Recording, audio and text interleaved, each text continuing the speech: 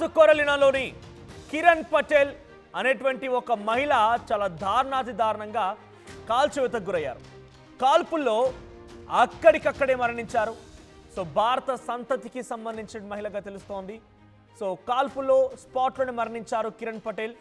Gas స్టేషన్లో తను పనిచేస్తూ ఉండగా ఒక వ్యక్తి మాస్క్ ధరించి లోపలికి వచ్చాడు. తనని డబ్బులు అడిగాడు. అయితే తను పారిపోయేందుకు ప్రయత్నించగా ఆ దుండగుడు కాల్పులు జరిపాడు. దీంతో అక్కడికిక్కడే స్పాట్లో మరణించింది. కిరణ్ పటేల్ స్వస్థలం గుజరాత్ రాష్ట్రంగా తెలుస్తోంది. సో భారత మహిళ అమెరికాలో చాలా దారుణాతి దారుణంగా హత్యకు గురయ్యారు. సో ప్రస్తుతానికి ఆ విజువల్స్ మనం చూస్తున్నాం. సీసీటీవీ విజువల్స్లో కనిపిస్తోంది. ఇక్కడ కనిపించినటువంటి మహిళే కిరణ్ పటేల్. సో తను ఒక దుండగుడు మాస్క్ ధరించి అక్కడికి ఎంట్రీ ఇచ్చాడు. చేతిలో గన్ కనిపించింది. సో తను డబ్బులు అడిగాడు.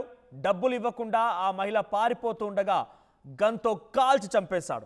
సో అమెరికాలో గన్ కల్చర్ మరీ విపరీతంగా పెరిగిపోయింది. ఎక్కడ పడితే అక్కడ గన్ ఫైరింగ్ జరుగుతూనే ఉన్నాయి. రీసెంట్గా చార్లీ కిర్క్, డొనాల్డ్ ట్రంప్కి అత్యంత సన్నిహితుడిగా ఉన్నటువంటి చార్లీ కిర్క్ కూడా ఒక యూనివర్సిటీలో సభా సమావేశాలకు హాజరవుతూ ఆయనకు ఇదే రకమైనటువంటి ఒక గన్ ఫైరింగ్ కారణంగా ఒక దుండగుడు కాల్చి చంపడంతో ఆయన చనిపోయాడు. సో ప్రస్తుతానికి మరో చోట ఇటువంటి ఘటన చోటు చేసుకుంది. గన్ ఫైరింగ్ శృతిమించిపోయింది. గన్ ఫైరింగ్ పైన అమెరికా అధికారులు దృష్టి పెట్టాల్సింది కొంత తగ్గినట్టు తెలుస్తోంది, తగ్గిపోయినట్టు తెలుస్తోంది. సో రీసెంట్ డేస్లో గన్ ఫైరింగ్ సంబంధించి కొన్ని ఇన్సిడెంట్స్ మీ దృష్టికి తీసుకొచ్చే ప్రయత్నం చేస్తాను నేను. సో మినియాపోలిస్ మినిస్టోని దగ్గర సెప్టెంబర్ మిడ్ అంటే రీసెంట్గా సెప్టెంబర్ 15-16 తేదీల కాలటువంటి ఘటన చోటు చేసుకుంది. అక్కడ కూడా చాలా మనకి ఇటువంటి ఘటన చోటు చేసుకుంది. ఒక్కసారి నిన్న జరిగినటువంటి ఘటనకు సంబంధించి విజువల్ చూస్తున్నటువంటి కిరణ్ పటేల్ దారుణమైనటువంటి హత్యకు గురైనటువంటి ఆ సంఘటనకు సంబంధించి ఒకసారి ఆ విజువల్స్ చూద్దాం. Get up. Yeah. Give it. Okay.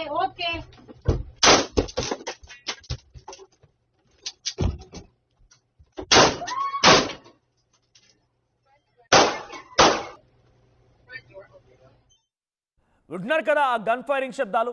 చాలా దారుణంగా తను గ్యాస్ స్టేషన్లో పనిచేస్తోంది. అక్కడికి వచ్చిన ఒక దుండగుడు ఆమె డబ్బులు ఇవ్వమనంటే దానికి లాక్ చేసుకొని వెళ్ళిపోయించాడు. అప్పటి వరకు క్యాష్ కౌంటర్ దగ్గర కూర్చుంది. వాడు వచ్చి రాగానే అబ్జర్వ్ చేసిన వెంటనే క్యాష్ కౌంటర్కి లాక్ వేసింది. క్యాష్ కౌంటర్కి లాక్ వేసి వాడు అడుగుతున్నాడు, డబ్బులు ఇవ్వమని అడుగుతున్నాడు. సో వెంటనే అంతలోనే వాడి పైన ఒకటి విసిరేసింది, చేతికి వచ్చింది విసిరేసింది. సో అంతలోనే వాడు కాలుస్తూ వెళ్ళిపోయాడు. ఆ తర్వాత తను పక్కెళ్ళిపోయింది. సీసీటీవీ విజువల్స్లో అది రికార్డ్ అవ్వలేదు. బట్ పక్కకు వెళ్ళిన తర్వాత గన్ ఫైరింగ్ శబ్దాలు వినిపిస్తున్నాయి. తన స్పాట్లోనే హతమార్చాడు దుండగుడు. అయితే సెప్టెంబర్ 16వ తేదీన ఇటువంటి ఘటన ఒకటి చోటు చేసుకుంది. సో దాంట్లో మినియాపోలిస్ దగ్గర మినెసోటా అనేటువంటి ప్రాంతంలో షూటింగ్ జరిగితే సుమారుగా 8 మంది అక్కడ మరణిస్తే 4గురికి చాలా తీవ్రంగా గాయాలయ్యాయి. ఇంకా మీకు విజువల్లో చూపిస్తున్న అవుట్ సైడ్ విజువల్స్లో అది బయట విజువల్స్ మీరు గమనిస్తున్నటువంటి 2 సర్కిల్స్లో కూడా మొదటి సర్కిల్లో అక్కడ ఆ కిరణ్ పటేల్ అనే మహిళ పరుగులు తీస్తూ అక్కడికి వచ్చేసింది. సో తనని కాల్చడంతో అక్కడి దూరంగా వెళ్ళిపోయి అక్కడే కింద పడిపోయి కుప్పగూలిపోయింది. ఇక్కడ ఫస్ట్ సర్కిల్లో కనిపిస్తున్నటువంటి ఆ దుండగుడేమో అక్కడే ఆగిపోయాడు బయటకు రాకుండా. కానీ ఆ మహిళ బయటకు వచ్చేసింది. So inside visuals and out side visuals రెండు మీరు చూస్తున్నారు. ఇన్సైడ్ విజువల్స్లో ఆ మహిళని ఇక్కడే పేల్చడం మనం చూస్తున్నాం. సో బయటికి ఆ మహిళ భయంతో పరుగులు పెట్టిన విజువల్ మనం చూస్తున్నాం. కొద్ది దూరం తర్వాత అక్కడికి వెళ్ళిపోయి కుప్పకూలిపోయి మరణించింది. సో గతంలో జరిగిన గన్ ఫైరింగ్ ఇన్సిడెంట్కి సంబంధించి సెప్టెంబర్ 16న ఇటువంటి ఘటన చోటు చేసుకుంది. అప్పుడు 4 గాయాలైతే 8 మంది చనిపోయారు. సో ఒక చర్చ్లో, మినియాపోలిస్ చర్చ్లో ఈ ఘటన చోటు చేసుకుంది. సో అప్పుడు ఇదే ప్రాంతానికి సంబంధించి ఆగస్టులో కూడా చర్చిలో జరిగిన ఘటనకు సంబంధించి 2 మరణిస్తే 21 మందికి చాలా తీవ్రంగా గాయాలయ్యాయి. ఇక నార్త్ కోడరోస్ టౌన్షిప్ దగ్గర సెప్టెంబర్ 17న ఒక ఘటన చోటు చేసుకుంది. విచారణలో భాగంగా పోలీసులు ఒక ఇంటికి చేరుకుంటే అక్కడ నిందితుడు పోలీసులపై కాల్పులు జరిపితే 3 పోలీసు అధికారులు చనిపోయారు. ఆ తర్వాత పోలీసులు తిరిగి దాడి చేస్తే అక్కడ దుండగుడు కూడా స్పాట్లోనే మరణించాడు.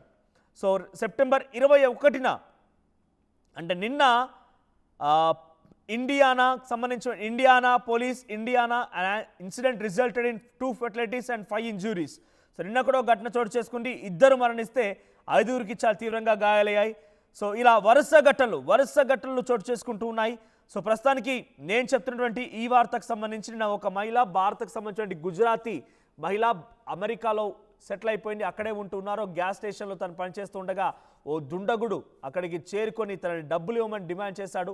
డబ్బులు ఇవ్వకుండా ఆ లాకర్కి, అంటే ఆ క్యాష్ కౌంటర్కి లాక్ వేసుకొని పరుగులు తీసే ప్రయత్నం ఆ మహిళ చేస్తే ఆ దుండగుడు తనని వెంబడించి హతమార్చే ప్రయత్నం చేశాడు. సో అమెరికాలో గన్ కల్చర్ పెరిగిపోయడానికి ఇవన్నీ కూడా నిదర్శనాలుగా ఉన్నాయి. సో నేను చెప్పిన దాంట్లో సెప్టెంబర్ 16, 17 అప్పటి నుంచి సుమారుగా వారం రోజుల క్రితం సంబంధించినటువంటి ప్రతిరోజు ఓ గన్ ఫైరింగ్ ఇన్సిడెంట్ జరుగుతూనే ఉంది. డైరెక్ట్గా డొనాల్డ్ ట్రంప్కి అత్యంత సన్నిహితుడైనటువంటి చార్లీ కిర్కే ఆయన గన్ ఫైరింగ్ కారణంగా మరణించాడు. ఆయన గన్ ఫైరింగ్కి వ్యతిరేకంగానే అక్కడ సభా సమావేశాలకు హాజరైతే అదే సంఘటనలో ఆయనపై గన్ ఫైరింగ్ జరిగి ఆయన కూడా మరణించడం మనం చూస్తూనే ఉన్నాం.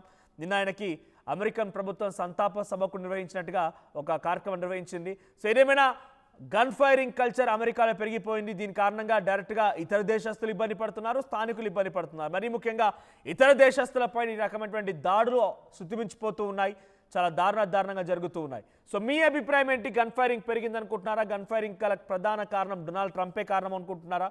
మీ అభిప్రాయాన్ని కామెంట్ చేయండి. అసలైన తొలి వెలుగు. ఫాలో వాట్సాప్ @తొలి వెలుగు official.